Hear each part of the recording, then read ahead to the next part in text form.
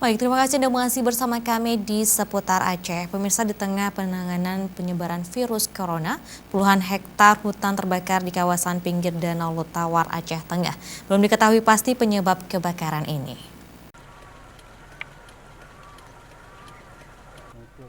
Puluhan hektar hutan pinus yang berada di Desa Rawe atau kawasan Kalang, pinggir Danau Lutawar, Aceh Tengah, ludes dilahap api.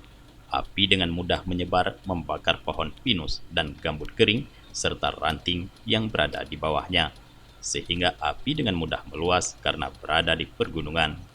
Puluhan hektar hutan yang terbakar ini merupakan lahan milik negara atau THL.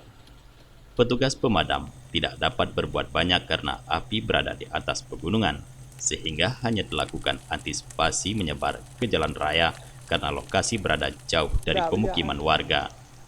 Belum diketahui pasti penyebab kebakaran hutan di tengah proses penanganan penyebaran virus corona atau COVID-19. Namun diperkirakan ada oknum warga yang melakukannya karena sumber api berada di pinggir jalan lintas menuju Kecamatan Bintang.